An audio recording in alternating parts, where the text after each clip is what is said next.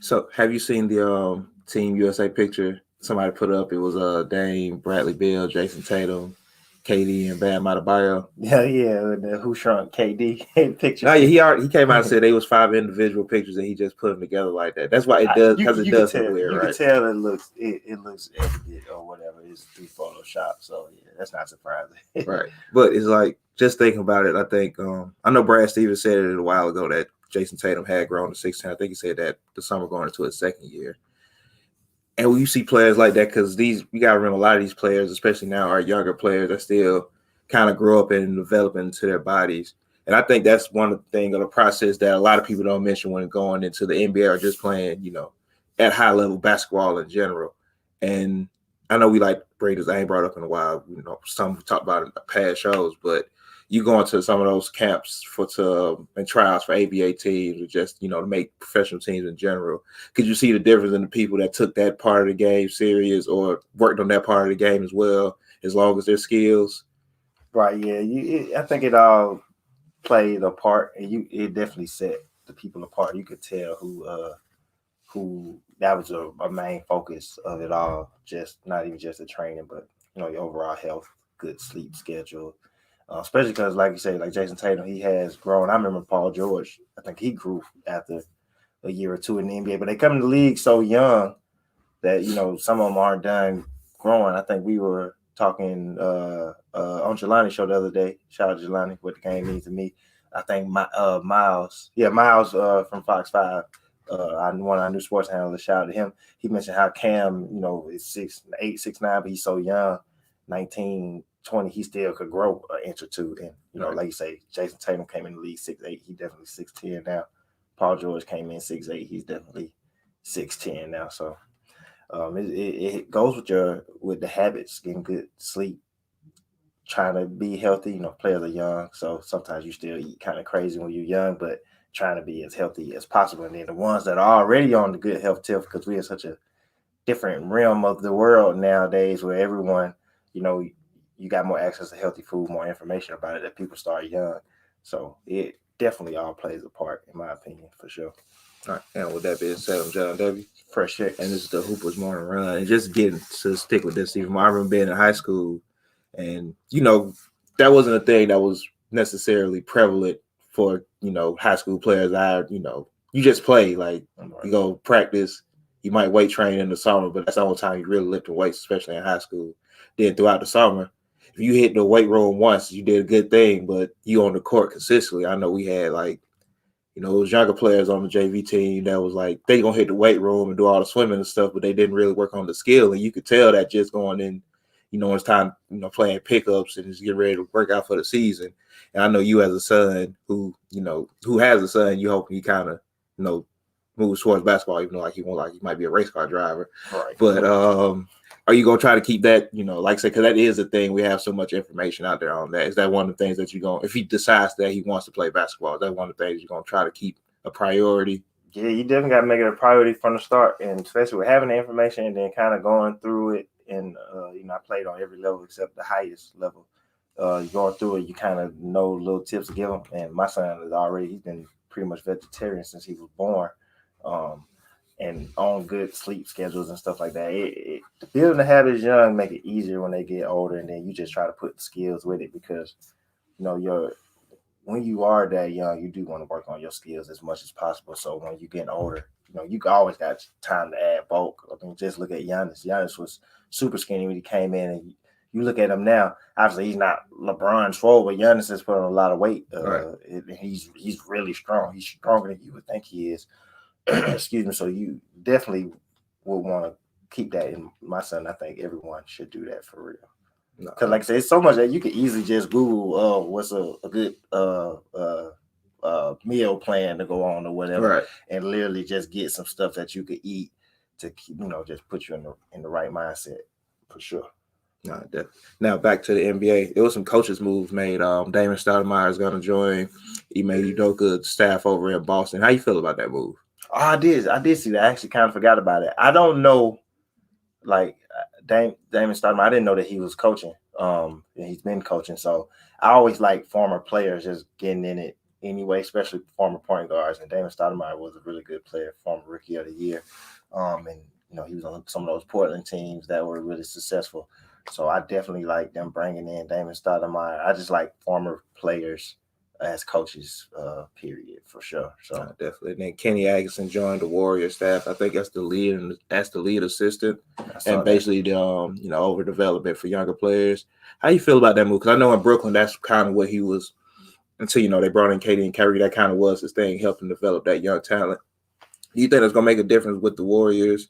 Who they do have some younger players on the team now, but they was a championship team for so long that they wasn't really developing those younger players. When I first saw that he took that job, I guess the first thing that came to mind to me was because he was one of the finalists for the Magic job, I think it was. Yeah. So I was like, all right, I guess he's out of that, and then I guess that means he's not going to go for the Pelicans job. So, he's clearly shown that he's a good player developer. Just look at what he did with the young players he had in Brooklyn before they brought in the talent. So.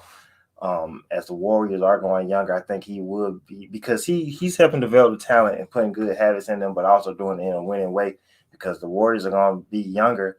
But as Klay come back next year and you got Steph getting older, they're competing for a championship at the same time. So you want to kind of speed up the progression of young players where they're making winning plays, and they have some talent on the roster for sure. You saw how Jordan Poole came to life. I love seeing him come to life after being in the G League, because I was kind of wondering, was he going to have a real NBA career? Right. And he really stepped up. So I expect him to have a bigger year next year. And then you get a healthy James Wiseman on a regular training camp type schedule. I hope he's healthy enough to play in Summer League, because he needs to be in Summer League. But you get to see him healthy next year, go to a full training camp. So that's definitely a good hire. And I think he'll fit well on Steve Kerr's staff.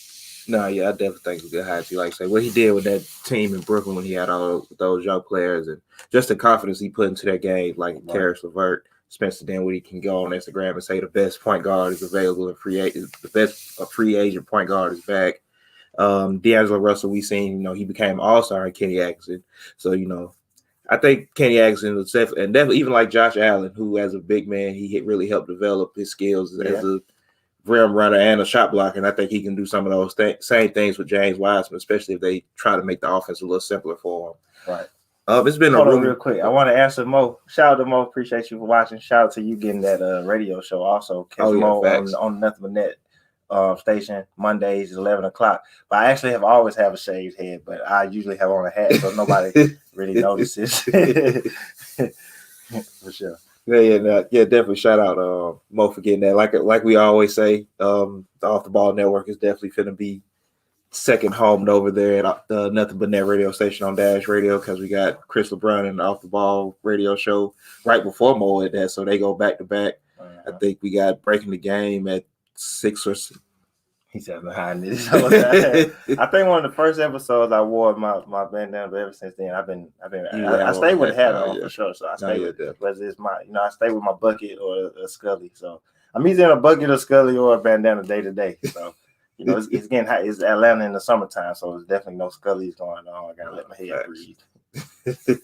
Well, yeah, so shout out to everybody at Off the Ball Network who's over at Nothing But Net Radio, and just shout out to everybody over there, because it's ESPN. Crumbles will be the new 4-letter company that y'all gonna pay attention to, especially after we sign Maria Taylor and Malika Andrews and Taylor Rooks, all to exclusive deals. But I seen a rumor trade. We were talking about it in the group chat yesterday. What they were talking about, I kind of missed up. I kind of caught up on it last night or this morning. But apparently there's a rumor out there that OKC might be looking to trade Shea to Detroit for that number 1 pick. Glad you brought that up, because I wanted to ask you about that. So I think I seen a proposed trade. It was Shea and number 6 for the number 1 pick. It might have been something else from Detroit. No, it was that was it. That was it. Shea and number 6. Before I actually get into the OKC part of it, if you're Detroit, do you consider that, or do you need more for that number 1 pick? So I would consider it, because Shea is an all-star type player from Detroit. So you're getting an all-star and you still get a top 10 pick. And then Shea, who can play on the ball and off the ball. I think him and Killian could, possibly they could have a good relationship there. So I would consider that if you want an already young budding type all-star player, and I think Shea fits great in Detroit. And I think it'll work out for OKC also, because you can draft Cade, number 1, who went to Oklahoma He went to Oklahoma State. So, it's always cool when you get to I don't know if he's from Oklahoma or not, but going to Oklahoma State, you got the local college dude, so you automatically gonna get that fan support. Even though the OKC has great fan support anyway, but you'll automatically get that fan support and he gets comfortable. But for Detroit, because I guess you got to wonder what Detroit's trying to do, because you got Jerry. They have younger players obviously, but they have a few older players too. And Shea kind of speeds up. If you get Shea in that number 6 pick, that kind of speeds up your process of trying to make it into the playoffs. Like we talked about countless times on this show and other shows, having the play-in game gives everyone so much more incentives to try to make the playoffs because you got a chance if you're just in the top 10. So I think we're gonna see that come into play with more and more teams that don't want to just live in the lottery, and especially for Detroit too. If you don't love Cade as your number 1 pick, or you just think Shea is a better fit with Killian Hayes because you just drafted him last year, so they're not giving up on him yet, are they? I mean, you never know. Right. But if you don't really believe in him, or you just don't think he'd be as good as a fit, I think Shea is the perfect person to bring in. So then you got Shea, 20 point per game scorer. You got Jeremy Grant, who was in the running for most improved player. So you going in the right direction. And they had one other all-rookie. I think it was Sadiq Bey. Sadiq Bey, there you go. Before I get back into that thought, yes, Ken, we did absolutely beat the Knicks in 5. It should have been 4. But shout out to you and Shooters Pod. What, we beat the Knicks in 5? The New York Knicks? Of course. And it's ironic that you wear the Knicks. It comes with the bandanas in there. Right. If you think about it. But shout out to Ken again over there Off the Ball Network with us as well. But I think with Detroit, when you see things like this, like say Jeremy Grant isn't an older player, but he's not necessarily a younger player. But then you have Shea, who has playoff experience, and he's still a younger player, but you see he can average 20-14, which he did last year in OKC. That's a different type of way of building a young team up, because you bring in young players with experience, because Jeremy Grant also has playoff experience with Denver last year. There's some other – I can't think of who else, but he's been in the playoffs a couple times with some different teams over the last couple of years. So it kind of does speed up that process of, okay, maybe we can be better earlier than we thought. And as far as OKC side goes, I know Chris LeBron, the president over at Off the Ball, you saying, maybe OKC don't see themselves being necessarily a contending team and when it's time to pay Shea. Right. So why, tie up that money to a young player and you can't build around him when maybe we draft Cade and we still keep the number 10 pick and now we can build like that and, kind of see where we're going as with an even fresher start. That's a fact too, and that's the luxury of having all those picks, because you can trade a pick and still have 2 top 10 picks. And at the end of the day, collecting all those picks are great, but getting a top 3 pick is what really can change your franchise. So trying to, having 6 and 10 is cool, but having 1 and 10 is even better, or even 2 and 10. Right. So I would definitely want to put myself in the running with Cade, because then you're getting a potential, franchise cornerstone player there. And then at number 10, you can really, because at 6 and 10, I feel like you're adding, players can still become all-stars there, but you're adding pieces, possibly starters. But trying to rebuild this franchise, you got to think about the players that OKC have drafted that put their franchise on the pedestal. KD at 2, Westbrook went 3, I think. No, Westbrook went like 5. He didn't go no lower than 5. He was traded for Jared Bayless. So he went 5, and I think James Harden went 3. My bad. Jared Bayless traded for Brandon Rush, but he was around that area. Right. And James went 3 or 4. So those are top 5 picks is what changed your franchise. No disrespect to 6 to the rest of the lottery picks, because they matter too, but I would want a top 5 pick. Oh, yeah, definitely. You always will want to get a top 5 pick. And OKC, like say, with all those picks, they're going to have some cap space. They have Kemba Walker, who they could trade, maybe get some younger pieces to a contending team. I've seen that they're talking about trading him to the Lakers. I don't know how true that is. It was just a rumor I saw. I don't really love it, but it's just something I've seen. No, it's definitely always words on the street. I don't even know. I guess I don't know how that would work, but I feel you. So OKC is in an interesting position that a lot of younger teams would like to be in, because they're not necessarily getting knocked out of the first round of the playoffs, but they also have assets and trade and draft picks to trade and whatnot. Right. Like say Kemba Walker is, if he shows he's a tad bit healthy, if they're going into the season with him, maybe you can get something for him by the time trade deadline comes up. Yeah, and if you do make the trade, Kemba and Cade can work together. A lot of people, it's funny, I've seen a lot of people don't think that Cade is a franchise-changing player or whatever. But I don't really understand what some of the knock is on him. I think he's a complete player overall. He plays with good size. He plays with good pace. He isn't the perfect player, obviously, but I definitely think he's a building block that you put him with another player or two. And if they are able to get K, you're not looking for your point guard of the future. I don't think you are with Shea either, but I also think it's a good point that we don't think we're going to be contended because his deal should be about to come up. Actually, he's been in the league, 3 years? 4 years? So 4 years. That extension is definitely coming up, and he hasn't made an All-Star game yet, but he's going to be in the max range. So, are we ready to give him 160, 170 million, 150 million? Right. Or we can, give Cade whatever the rookie scale would be for the number one pick, probably like 18, 19 a year. Building that way. Right, 17 a year. It's just smarter. No, yeah, definitely. I also think Cade in the long run is going to be better than Shea, but we'll see. You think Cade is going to be better than Shea? Yeah, I think he's going to be better than Shea. No, yeah, I like Shea. I think Shea is one of those players. Is like, he's a good player, but is he that centerpiece that we build around him type of player? I don't think he's the centerpiece, but I think he's a part of the centerpiece. Like he could. No, yeah, he like the mac and cheese player around the Thanksgiving table. Right. Yeah. For lack of a better analogy. Nah, but yeah, I would definitely like for Detroit. I would definitely like it because he.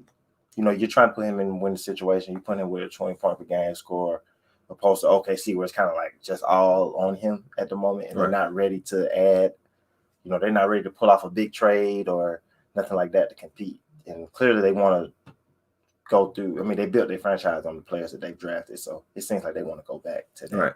No, yeah, and like just one last point on this. And if you're Detroit, like at some point, don't you want to kind of start instead of collecting prospects who might turn out to be great players, let's like get some talent in to help some of these other prospects that we have already. Yeah. Which you can get with SGA. And I'm always for teams that's trying to build while winning. I think that's, giving your young players habits of losing doesn't really work well all the time.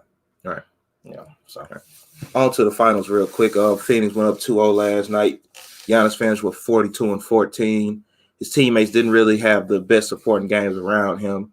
And I think that's a lot of that is predicted because how Phoenix knows how Giannis want to play. Like even when he's attacking in his spots, below the elbow and free throw line, it still takes him a minute to really get going because he want to put the moves on you like he's at the top of the key.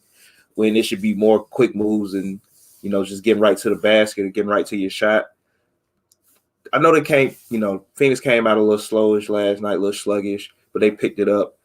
Monty Williams definitely, making sure his players stay focused and whatnot. When you have a player like Chris Paul, that's also going to happen. He's going to keep everybody on the same page. What's been Phoenix's biggest advantage in these first two games more than anything else? For one, I think Monty is a better coach than Bud. He seems more prepared. He's more connected with his players. I think Phoenix team is just better overall. Really, they've played confident. They played aggressive. Even when they were down, in game two, like you said, they started off slow. Milwaukee came out, got some buckets. Phoenix never really seemed to get rattled because it just seems like the shots they were taking, they just kind of was missing. So they were like, we know we're going to make them eventually. So, and a steady diet of Devin Booker, another 30-piece for him last night. And I think that's what it's mainly been. I really have been looking more at Milwaukee than Phoenix. Because Phoenix is doing what I expect them to do. They're like Bridges is hooping. Every time I see him hoop, I get more upset at the 76ers, but whatever. But Mikal Bridges is hooping. I love DeAndre Ayton. I think he should play stronger at times, but overall, you can't knock his skill and like his rebound ability, and that's even how he's making it tough for Giannis. Like Giannis had 40 last night, but it really came through a burst that he had in the second half because they were just kind of getting destroyed. So you just seeing his wheel just like, all right, we just not about to lose this game or whatever. But I've been really impressed with DeAndre Ayton. Chris Paul has been leading the team really well. But the Bucks just seem like they just can't get right overall. It's funny because Giannis puts up his big numbers, but I just think the way that Giannis have been, and you can't blame him for last night because they were getting destroyed. And Drew isn't making shots. Chris Mills isn't making shots. So at some point, you got to just have him be aggressive and do what you do. But I just think Giannis, the way he's played over the past few years has conditioned their team to play how they play now, which is they look better when he's moving without the ball. He's getting screens. He's getting quick cuts, quick buckets. Whenever they go into the ISO Giannis ball, it just freezes everybody out. And everyone was already playing tough, but we've seen Chris Middleton play bad and then have some sparks in the second half because they're playing through him, or they're passing the ball to him. But when they got down, Giannis just kind of takes the ball. He plays so hard, you can't knock a player that's gonna grab the rebound and push it down court and go get the bucket every time. Right, so he's playing hard, but they get so caught up in Giannis isolation, Giannis handling the ball, Giannis trying to set everyone up, and I just don't think it's going to be a recipe to win a championship, and that's why I still got Suns info. Right. Now, just speaking of Chris Middleton and Devin Booker, like it's obvious, Devin Booker is clearly the better shot creator and, just a better shot maker, honestly, and the better game changer for Phoenix. But Chris Middleton has kind of been like less than there for them. Like I think he had 11 points last night, or like 11 points, 4 for 11 shooting or something. Like just not there. And Chris Middleton, I know, like it's easy to say, he could play better, but he does need to play better, especially if you see a 42-point game from Giannis. 42 and 14 is like Giannis is clearly out there. Like say Drew had 17, but he was also like 4 for 18 or 4 for 15 or something like that. Uh-huh. So Chris Middleton as their best shot creator, I think he's a better shot creator than Drew. He's not gonna match Devin Booker, but you can't let Devin Booker go on a perimeter score and streak by himself out there. Like you have to match him at some point because he is their best shooter off the dribble, off the catch. And he is just, I think he's their second best, he's their second best player, their first, best scoring option, whereas Drew is, was Drew getting the floor of the game, he gets to going. He just has to already be aggressive. But if Chris Middleton isn't going to add anything to the table, you probably got to get swept right. Like, yeah, I mean, and I'm putting it on Bud because Bud should have figured out a way, especially with Giannis getting hurt. And I mean, you've had all years to do this, but just developing more ball movement and player movement plays because Giannis is going to eat in the paint regardless. And when you move him more, that also, in my opinion, cuts down some of the threes that he had to take because he's moving without the ball so much. People's getting him picks. Drew is handling the ball or Chris Middleton is handling the ball. So this Bucks team just still got a long way to go. And this is the wrong time to be trying to figure it out.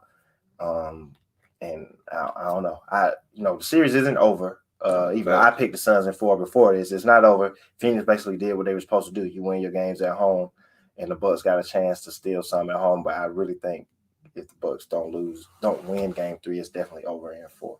Right. And just speaking of Bud, like you said, he does go kind of heavy ISO with Giannis in the half court, which is funny because when he was with the Hawks back then, when they was a playoff team, going to the Eastern Conference Finals that one year, they moved the ball around. Like that was one of their things. They shot threes. They made their threes and moved the ball around, whereas Milwaukee is one of the better three-point shooting teams. They don't necessarily have that ball movement like Bud did back then, but Bud also wasn't making those game adjustments back then as well. Right. Which is kind of the big difference because Monty is doing the right things and making the right moves. And Sir Cam Johnson, I think that was game 1. He hit like 3 straight threes when they kind of needed a lift in the offense. They keeping Mikal Bridges involved in the offense, making it easy for Devin Booker to get to his spots and just let Chris Paul run the offense in general. So that's definitely going to be the big difference. And going to Milwaukee, maybe the role players start playing better. I know Brett Forbes has he made a shot yet in either one of these games? He made a few last night. He made a few last night, but he hasn't really been made one last night. He made one last night. But he hasn't really been effective in these first 2 games. So you would think, maybe they go back to Milwaukee and some of these things change. Like say the series isn't over. You gotta win 4 games still. Right. And maybe the role players just play better at home. Jeff Teague, Pat Connaughton, Bobby Portis. You got 9 points out of PJ Tucker. I don't know how many more you could get from him, so that's good right there. But maybe they just have, like say, you see it time and time again in the playoffs. Maybe it just changes everything and help those role players play better. Even players like Chris Middleton and Brook and Drew Holiday might play better at home. Honestly. Yeah, I definitely would expect them to play better, but Bud has to play some players too. Like Bobby Portis played really well in the Hawks series, and then he barely played last night, really. I'm really putting it a lot more on Bud than anybody. Like I think Bud is gonna lose in this series, and it's funny to think about a coach getting fired. But if they get swept, I would really have to consider moving on from Bud. I ain't gonna lie, if they don't win, I'm considering. Yeah, I would have to. If they get swept, if you don't win, but you go 7, like I get it, Not yet. But to get swept 5, I think he got to go. Like easy. I mean, because you got to just look back on their run. Obviously, they looked well against Miami, but then the Brooklyn series, you give them credit for winning. You got to beat who's in front of you, but you just got to reevaluate that series really because, I mean, losing James Harden after game one. Then he come back basically on one leg, losing Kyrie while they're in demand. Who knows how that series goes? And they were the better team over the Hawks series, but that could have went either way. Also, if Trey would have been healthy, so I just think the Bucks are gonna have to. If they don't win a game, they're gonna have to really think about some things. Because you're not making a lot of roster moves, but they also overall just need to improve their. This was said during the season, but they need to improve their guards. Jeff Teague is your first guard off the bench. Mm-hmm. Is it Brent Forbes or Brian Forbes? Forbes. He is a shooter that doesn't really make shots a lot. I like Pat Connaughton. He played pretty well last night. But Pat Connaughton is, after Giannis, is pretty much their most athletic player. That's a problem. Wait. Who's more athletic than Pat Connaughton on the Bucks? Chris Middleton isn't an athlete. Drew isn't an athlete. Brook Lopez isn't an athlete. I wouldn't say Bobby Portis is athletic. Pat Connaughton is the most athletic player on them back, because I remember even one of the good discussions that they had on Inside the NBA was about how just unathletic this team was, and at the guard position in particular. And you can see it kind of hurts them at times. I think Golden State side, say, especially with how they want to play with Giannis, how they want Giannis to play with the ball in his hands. Right. So I think that goes necessarily knock down shooters either. So it's just weird. That team is just weird. They're so top heavy. Like, they're a team that you don't think of as top heavy, but they really are. Their best players are really who carry them. Because Brook is a former All-Star and still a really serviceable center. I mean, Brook Lopez, in my opinion, is still a top 10 center because he just with everything he could do, especially if you play through him. I wouldn't try Brook like people think you could. And then you got Chris Middleton, Drew, and you get Giannis, and then they added PJ Tucker during the season. But just even looking, and I respect Bobby Portis, but he didn't even play much last night. But once you go, and they're missing DiVincenzo, okay, cool. Yeah. But if you go into the rest of the roster, like Jeff Teague being their main backup ball handler at this point in his career is kind of an issue. That's a big. That's not like, I know he had a good closeout game against the Hawks, but yeah, that was personal for him. You gonna always play up. It was definitely personal, but at the same time, that's one out of how many playoff games was like, oh yeah, we got a big night from Jeff Teague. Seriously though, that's the only one. Exactly right. So like, you just need those extra players when Phoenix can call on Cam Johnson, they can call on Cameron Payne, they can call on Jay Crowder. Yeah. Dario Saric, who's out with a torn, I think they said he had a torn ACL in his knee. Yeah, I'm not sure. I think he did though. But he could make shots for you. Frank Kaminsky, who I'm not necessarily a big fan of, he can come in and provide you solid minutes behind DeAndre Ayton. So when you see that, and you see it's a big skills difference along with, the playmaking ability as well, because I think Phoenix has the better playmakers than Devin Booker and Chris Paul. It's going to be hard for Milwaukee to kind of get back into this series offensively, especially if Bud isn't going to make those coaching adjustments that he should make. But, it's like, say, Phoenix only up 2-0. They still got to win 2 more games. I want to get into Giannis real quick. Like, say, he has looked impressive, not letting his team just getting blown out and just playing well, especially coming off of that knee injury that I'm pretty sure he's still playing through. What has been the difference in Giannis this year and just the playoffs in general in the last couple of years?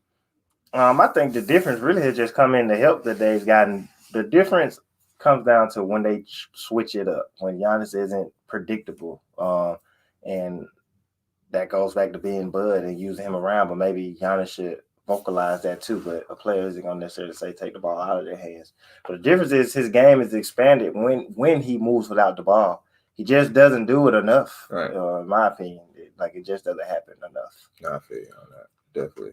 And I know, like, say, it's a big difference between Drew Holiday and Eric Bledsoe, which is kind of the reason why they are in this position in the finals where they're at right now.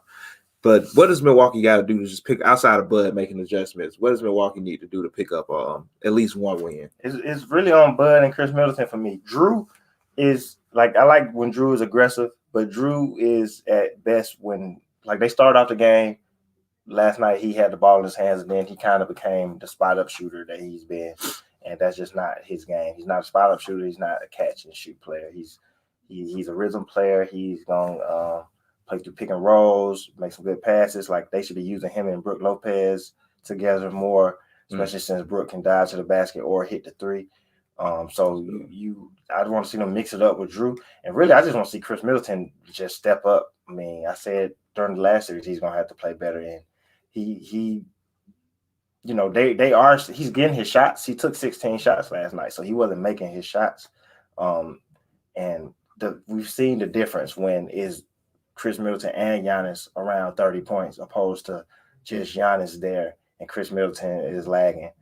So I definitely expect he's going to play better at home. But I said after the last series, you can't keep thinking you're going to go through these games where you're not playing well and then you just turn up in one quarter and you win. That Phoenix is a well-rounded team. Right. So that's not going to work. And it really didn't work against Atlanta. You just was able to get away with it because Atlanta was missing their main go-to scorer.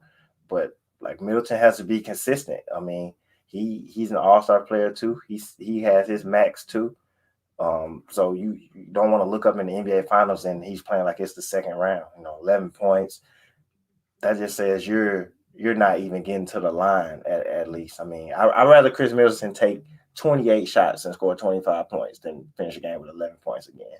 Like that just can't happen. Nah, I feel you. Real quick, have you seen the NBA new logo for the 75th year? Oh yeah, 75th. I saw it real quick yesterday on Twitter. You like it? It was okay. It didn't really like. I didn't really think, oh my god, look at this. But I was like, all right, it's cool. I thought they could have did something better. I'm not a graphic designer, so what do I know? But I think they could have did something a little better. It's not bad though. It's not bad at all. No, it's not bad. I was wondering if you had seen it. I had seen it, and I was like, 75th season, and it seems like we're gonna be back on track for a regular year. We said even before they did it like this that this should be how the season should be anyway. I think they should make adjustments to the NBA and the WNBA schedule, but it looks like we're going back to regular scheduled programming. All right. No, yeah, definitely. Just real quick, I know it's been a while since they did it. I think what it was 90. I remember what year it was when they did the 50 best players. Yeah, that would have been that would have been. I mean, it was obviously the 50th anniversary, so right. I think it was like I think it was like 94 or something like that, 90 something like that. Yeah. I don't know, like I don't want to get in because there's way too many players that wasn't on the list then that's gonna make it now, and with all the new crop of players that came in since then, can you name me 5 players that you know for sure is gonna be on the list? Not necessarily where they're gonna be at, but 5 players that's gonna be on there. That's not even from that was playing then, but that was started playing like in 2000. Well, 5 players that's guaranteed that need to be on there: Dominique Wilkins, LeBron James, Tim Duncan, Dominique Wilkins. I need to count Dominique, LeBron, Tim Duncan, Kevin Garnett. And just to name a 5th player, Kobe. Kobe, yeah, I was gonna say Kobe because I was trying to think Shaq, but Shaq is already on the list. So yeah, Dominique, because Dominique should have been on the first one. Tim Duncan, Kobe, KG, and that's 5, right? Yeah, for sure. Those are definitely the first because those are definitely the first. You got to give somebody that should have made on that list before. On there, Dominique Wilkins was 3rd all time in scoring when they did that list. How he wasn't on the team, none of us knows. Everybody say he got left off for people that would have been around that age. Like our dad, a lot of people that age say, he got left off because for Shaq. For Shaq. That's what I've heard, and I think that's wrong still, because even if Shaq was the last pick, Dominique shouldn't have been number 50. Like he just shouldn't have been number 50. And like Dominique's game, he was one of the better players in the NBA when he was at his peak, when he was going at it. I mean, I just said it. In the round, but when KD broke the most points in Game 7, he broke Dominique Wilkins' record. Dominique used to go at it with Larry Bird. He didn't win a championship. Cool. He's not the only person on the roster on there that didn't win a championship, though. So Dominique should be first in line to get up, and then after Dominique, you gotta go the next best players because Kobe and Tim Duncan are top 10 players ever. And I said KG, so but that's 4. Dominique, LeBron. And I said LeBron. LeBron's a top 10 player ever.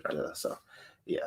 Yeah, those are no-brainer. Those 4, and I think you got to go back and pay your debts to Dominique Wilkins. Shout out to Dominique and his statue that he got outside of State Farm Arena. Definitely. Whenever it's time to do that again, I don't know how old I'm gonna be way too old. I feel like they're gonna do it at the 100th anniversary. Do the next. They're gonna honor the first 50 and then do 51 through 100.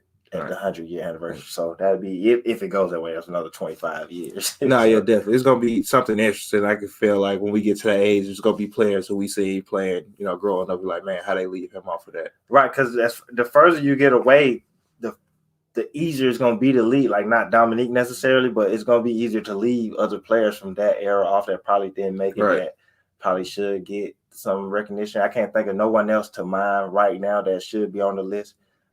It's just no Dominique has always stood out to me. I can't think of anyone else right now. But when they did the team, like Shaq had been in the league 3 years, so you putting somebody on the team, which I mean he did a lot his first 3 years, obviously. But how you putting someone that's third all time in scoring? How is he not on the list? But a 3-year player is on the list. That don't even make sense. No, and Dominique had a respectable. I mean, it's the NBA's greatest player, but he had a respectable college career also. So, and then I mean, we're seeing what KD is doing, but he was the first to bounce back from his Achilles. Yeah. He just was further at the end of his career. So, you know, he had his first couple of years and then he got sent to NBA purgatory with the Clippers. So, and even in the Clippers, he averaged 30 there. So, you know, the Clippers, I've read stories about that Clippers team and the talent that they had on that team because they had a young Ron Harper that was averaging 20, like I said, Dominique, but they said it was it was known to them early in the season that the goal wasn't trying to win. So a lot of the players just were like, F this. I was reading about that a couple months ago. It's actually an interesting story. Right. I seen a hypothetical trade, and I call it hypothetical because I know for a fact it's not going to happen. Of course, with after Terry Stotts was relieved of his coaching duties up in Portland, he was fired. A lot of talk has been about, you know, either who they're going to bring in to keep Dame there and keep him happy, or where could Dame end up. And the trade I've been seeing over the last couple of days, for some reason, has been Dame for Anthony Davis. Why though? Because I mean, if like obviously it wouldn't be surprising for the Lakers to be aggressive to try to get Dame to convince him to be there, but it would make no sense to trade Anthony Davis for Dame. You would, if anything, want them together, obviously, and then because that even leads to past when LeBron. I mean, LeBron's gonna retire sometime soon, so you got to extend to past that, but. Dame for Anthony Davis that's a terrible trade. I think that just shows the fact that the Lakers don't have no one to trade for Dame, so Lakers fans should stop thinking they're going to get him because your draft pick isn't high enough and no one else on your roster is worth Dame. So we should move on to other locations for him. I think he has a better chance of going to the Warriors than the Lakers. Yeah, he does. And I seen Kyle Kuzma was quoted. Just to get on, you know, real quick with the Lakers. He was quoted, I don't know what the question was, but he was quoted as basically saying, you know, he believed he can be a 25-point per game scorer for a team. I know as a rookie, he did what he averaged about 17, 18. Yeah. So he was, you know, people seeing him being projected as a 20-point scorer. I know a lot of people, you know, especially with LeBron and AD there, he's been basically playing small forward off the bench where his shot attempts are limited. And, you know, he doesn't necessarily get the credit for himself a lot in the offense. It's more off of what LeBron and AD are doing. I think Kyle Kuzma is a really good fit on a lot of teams, especially as a scorer off the bench. I don't know if he's a 25 per game guy. Like, I don't think people understand it's a difference between 17 and 20.